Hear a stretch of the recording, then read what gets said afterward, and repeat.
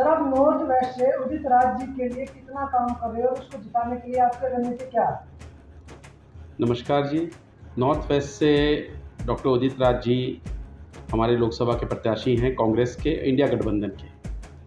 और वो पहले भी 5 साल यहाँ पर सांसद रहे हैं और सांसद रहते हुए उन्होंने बहुत ही अच्छा काम किया है। उनकी छवि अभी भी एक कर्मयोगी की मानी जाती है। बहुत ही बेबाक, स्ट्रेट फॉरवर्ड और काम करने वाले, रिज़ल्ट ओरिएंटेड, नतीजे दिलाने वाले लोगों में से हैं वो। और इनके लिए हम बहुत अच्छे तरीके से काम कर रहे हैं स्ट्रेटेजिकली। हमें पता है, चूँकि ये एक रिज़र्व कैटेगरी की सीट है दिल्ली की, नॉर्थ वेस्ट की लोकसभा, और इसमें ज़्यादातर आप देखेंगे मंगोलपुरी हो गया, किराड़ी हो गया, नरेला हो गया, नांगलोई हो गया, बवाना हो गया, बादली हो गया, सुल्तानपुरी, जहांगीरी, करीब 10 विधानसभा आती हैं। और ये ज़्यादातर यहाँ पर पिछड़े इलाके, झुग्गी झोपड़ी, जे क्लस्टर्स हैं, रीसेटलमेंट कॉलोनीज़ हैं, और पूर्वांचलियों का और माइनॉरिटीज़ में मुस्लिम्स की बहुत घनी आबादी है। चूँकि मैं दिल्ली प्रदेश कांग्रेस कमेटी का माइनॉरिटी का वाइस चेयरमैन हूँ, इसका हमारे को भी फ़ायदा मिल रहा है। बहुत ही अच्छे तरीके से लोग हमारे साथ जुड़ रहे हैं। और अभी देखिए, अभी इलेक्शन को करीब 10 दिन है और 10 दिन में ही एक साफ रुझान पैदा हो गया है कि वहाँ पर उदित राज जी के टक्कर में कोई और है ही नहीं। मतलब वहाँ पर हमारे जो ओपोनेंट है बीजेपी वाले, उनको कोई कैंडिडेट को जानता ही नहीं है। क्योंकि जो 5 साल पहले हंसराज हंसी रहे हैं, उन्होंने क्षेत्र के लिए कोई काम नहीं किया। क्षेत्र के लोगों में उनकी कोई पहचान नहीं है। उनकी अपनी पहचान है, लेकिन काम के नाते, वहाँ के लोकसभा के सांसद होने के नाते उनकी कोई पहचान नहीं है। और अगर उन्होंने यहाँ काम किया होता तो यहाँ से दोबारा सांसद की टिकट उनको बीजेपी ने क्यों नहीं दी? यहाँ से काट कर उनको फरीदकोट पंजाब में भेज दिया। तो आप देखेंगे, एक ये चीज़ है। दूसरा, यहाँ पर जो क्षेत्र हैं, इस बार इंडिया गठबंधन है। गठबंधन में आम आदमी पार्टी और कांग्रेस, दिल्ली में गठबंधन है। और यहाँ पर जो चुनाव है उदित राज जी का, वो हाथ के निशान कांग्रेस से लड़ा जा रहा है। हम लोगों को ये समझा रहे हैं, आम आदमी पार्टी के सारे सपोर्टर से, क्योंकि यहाँ के सारे एमएलए हैं वहाँ के। हमने एमएलए और पार्षद और लोगों को ये रिक्वेस्ट की और समझाया है कि इस बार झाड़ू ही जो आपका चुनाव चिन्ह था, वो हाथ है। क्योंकि ईवीएम पे आपको इस बार झाड़ू का निशान नहीं दिखेगा, वहाँ हाथ का निशान दिखेगा, उदित राज जी का नाम दिखेगा और उनकी तस्वीर दिखेगी। और देखिए, संयोग है कि उनको जो बैलेट का नंबर है ईवीएम का, वो भी 1 नंबर मिला है।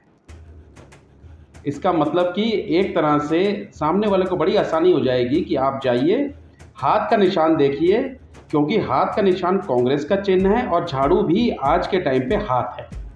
और 1 नंबर पे अपना मत दबाइए और एक काम करने वाले, क्षेत्र को भली भांति पहचानने वाले डॉक्टर उदित राज जी को फिर से विजयी बनाएं। और उसके अलावा ये जानना चाहूँ, तो आप लोगों ने मैनिफेस्टो निकाला, घोषणा पत्र निकाला, उसका असर जनता पर हो रहा है या नहीं? घोषणा पत्र में राहुल जी ने जो घोषणा पत्र निकाला, इतना बढ़िया खड़गे साहब ने जो काम किया है, उन्होंने ये जो 5 उंगलियां, पांचों अलग अलग है। आपको ये समझने की ज़रूरत है कि हमने 5 न्याय की बात की है। सबसे पहला न्याय, आप युवा न्याय। युवा के पास नौकरी नहीं है। आप बताते हैं कि आप नाले के गैस से आप काम करिए, नौकरी चाहिए उनको, पैसा चाहिए उनको, खाली बातें नहीं चाहिए।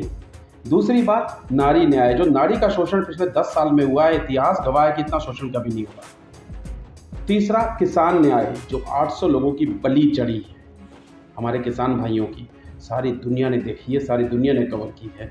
उसका एक एक चीज़ का अब जो है हिसाब, वो जनता मांगेगी। चौथा आपका होता है श्रमिक न्याय। जो मनरेगा जैसी चीज़ें जो सारी बंद कर रखी हैं, हम 400 रुपये मिनिमम उन लोगों को देंगे दिहाड़ी। और सबसे आखिरी में जो 5वां है, वो है हिस्सेदारी। हम हर बंदे की हिस्सेदारी उसकी जनसंख्या, उनके बाहुल्य से सेट करेंगे। जितनी आपकी हिस्सेदारी, उतनी आपकी भागीदारी। भागीदारी और हिस्सेदारी एक साथ चलेगी। लोगों को वोट देने के लिए आप कैसे प्रोत्साहित करोगे? लोग इतने त्रस्त हैं। आप अपने घर सुबह उठते हैं, आपके पास चाय बनाने के लिए आपका दूध हो गया 54 रुपये किलो, ब्लैक में 50-60 रुपये किलो। पत्ती आपकी 2 गुना महंगी हो गई है, 3 गुना महंगी हो गई है। आपको चाय तक तो पीनी नसीब नहीं हो रही। चाय पी के आप बाहर निकले, दूध पीना तो बहुत दूर की बात है। वहाँ से आप बाहर निकलते हो सब्जी ले आने के लिए। पहले क्या था कि थोड़े पैसे ले आके थैला भर सब्जी आती थी, अब थैला भर के पैसे ले आते हैं तो इतनी सब्जी आती है। वहीं से आपके घर की परेशानियाँ शुरू हो जाती हैं।